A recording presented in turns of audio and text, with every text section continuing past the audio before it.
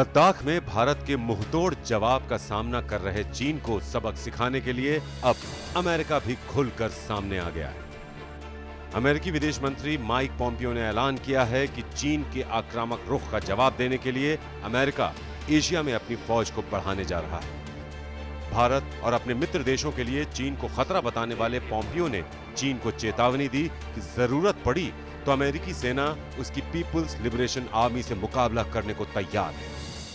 I just talked about the threat from the Chinese Communist Party. So now threats to India, threats to Vietnam, threats to Malaysia, Indonesia, South China Sea challenges, the Philippines. We're going to make sure we're postured appropriately to counter the PLA. We think that's the challenge of our time, and we're going to make sure we have resources in place to do that. America की ये चेतावनी खोखली नहीं है।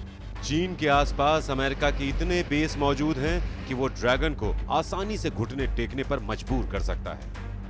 भारत से पंगा लेना चीन को भारी पड़ सकता है। अब चीन को सीधे सुपर पावर से चुनौती मिली है। अमेरिका ने ये साफ कह दिया है कि वो चीन पर पैनी नजर बनाए रखे है और अगर चीन कोई भी इंडो पैसिफिक रीजन में हरकत करता है तो मिलिट्री एक्शन सहना पड़ेगा।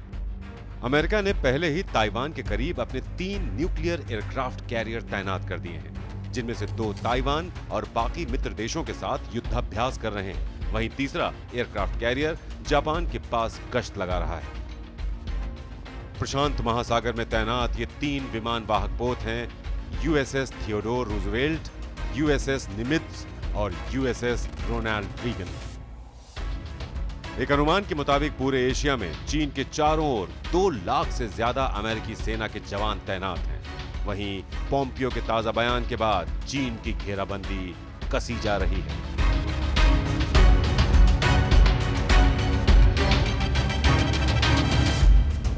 राष्ट्रपति ट्रंप के निर्देश पर अमेरिका जर्मनी में मौजूद अपने 52,000 सैनिकों को घटाकर 25,000 कर रहा है। इन सैनिकों को एशिया में चीन का मुकाबला करने के लिए तैनात किया जाएगा।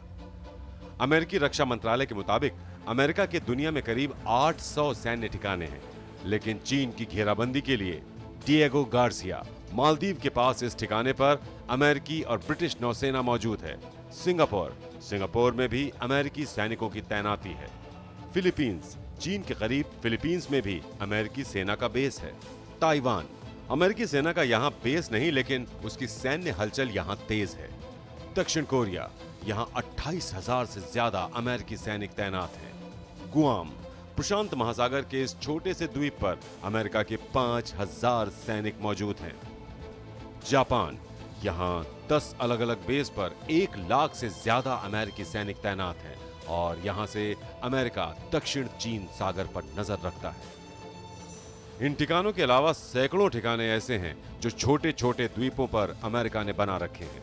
उनमें से कुछ आर्टिफिशियल यानी कृत्रिम तौर पर बनाए गए द्वीप भी हैं। अमेरिका की इस घेराबंदी से चीन हमेशा से ही बेचैन रहा है, लेकिन अमेरिका ने इन देशों में अपने सैन्य ठिकाने इस वजह से बना रखे हैं कि इनमें से कई उसके मित्र देश हैं जिनकी सुरक्षा की जिम्मेदारी उस पर है। चूंकि चीन भारत समेत इन देशों के लिए खतरा बन गया है, लिहाजा अमेरिका ने उसकी नकेल कसनी शुरू कर दी है। भारत और चीन के साथ बॉर्डर पे हो रहा है, साउथ चाइना सी में हो रहा है, ताइवान को धमकी दे रहे हैं, हांगकांग में जो हो रहा है, वियतनाम को साउथ चाइना सी वगैरह की धमकी दे रहे हैं। उसकी वजह से चाइना एक रोग एक्टर है। ये होता है हॉरिजॉन्टल एस्केलेशन, दबाव देने के लिए।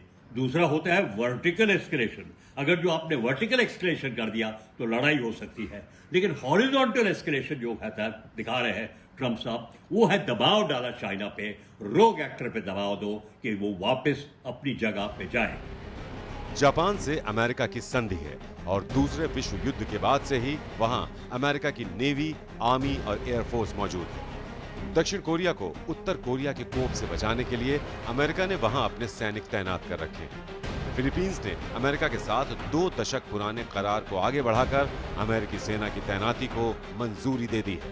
इन देशों के अलावा माइक पॉम्पियो ने वियतनाम, मलेशिया और इंडोनेशिया की सुरक्षा का हवाला देकर उनके साथ खड़े होने का साफ संकेत दे दिया। वहीं जापान अमेरिका के साझा युद्धाभ्यास से तिलमिलाए चीन की परेशानी अब और बढ़ने वाली है।